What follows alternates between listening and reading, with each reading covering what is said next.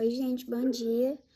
Que o Senhor Jesus possa abençoar essa semana, né? Que Ele nos permitiu estar mais uma vez e o nosso dia, né? E que venha ser uma semana de milagres, de bênçãos, de orações respondidas, né? Então vamos estar agradecendo ao Senhor, né? Por essa oportunidade, né? Grandioso Deus e eterno Pai, em nome do Senhor Jesus, bom dia, Espírito Santo. Nós gostaríamos de agradecer ao Senhor pelo dia de hoje e por essa semana, né? Que venha ser uma semana abençoada e por isso, desde já, nós consagramos ela ao Senhor. E desde já consagramos tudo também, né? Que temos. Eu peço que o Senhor possa estar conosco. Eu agradeço ao Senhor por essa palavra, que o Senhor possa falar conosco mais uma manhã, né? Eu peço que o Senhor possa guardar os nossos caminhos, nos livrar de todo mal, guardar a nós, a nossa família e a todos, em nome do Senhor Jesus. Eu peço que a cada dia o Senhor possa nos dar um coração temente, um coração que entende o respeito e a graça que o Senhor merece ter em nossas vidas.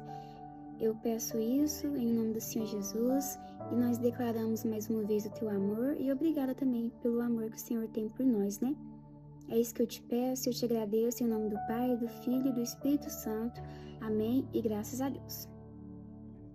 Pessoal, nessa manhã, né, de segunda-feira, o Senhor nos deu a palavra que fica no livro de Hebreus, capítulo 12, versículo 28 e 29, viu?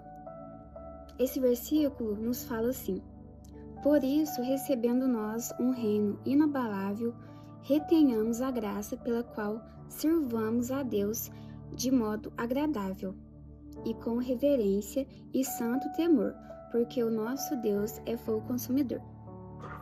Pessoal, essa manhã com essa palavra, nós já entendemos o que o Senhor está querendo nos dizer, né? Sobre a gente ter reverência e respeito com a presença dele, né? Mas além disso, ele também vem nos falar sobre uma palavra de conforto que nós temos, né? No comecinho, quando ele fala, por isso, recebendo nós um reino inabalável, retenhamos a graça. Quando ele fala receber esse reino inabalável, ele está querendo se referir sobre a salvação, que é algo que a gente tem total ali, certeza que nós temos em Jesus, né? E juntamente com isso, ele fala para que a gente venha reter a graça, guardar a graça do Senhor conosco, né? Mas por que nós vemos isso? Porque nós entendendo que nós temos essa salvação inabalável, que não pode, sabe, vir ali a se tornar instável, é uma coisa que nós temos certeza em Jesus.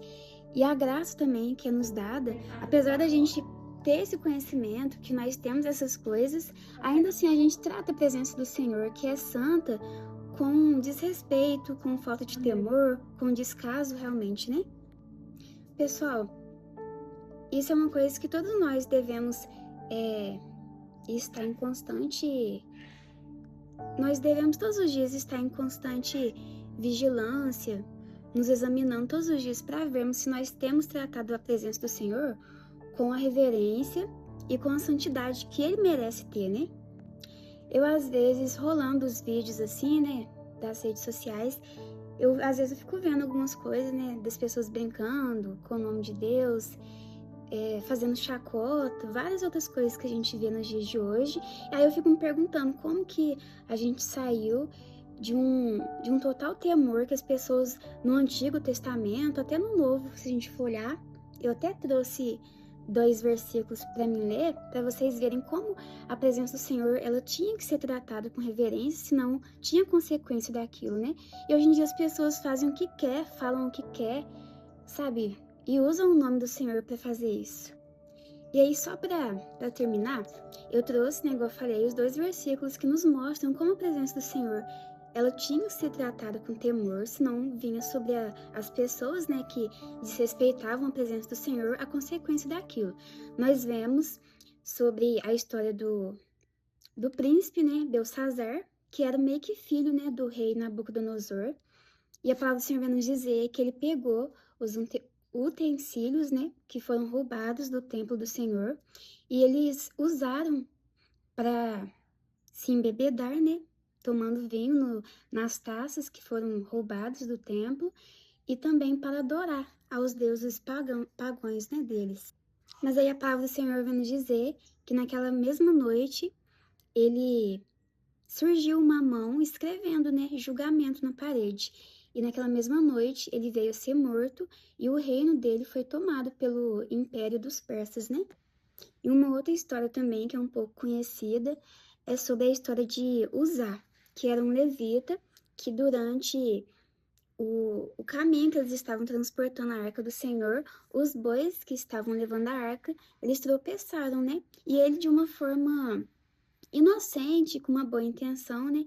Ele segurou na arca do Senhor e naquele instante ele foi fulminado e caiu ele mesmo morto, né?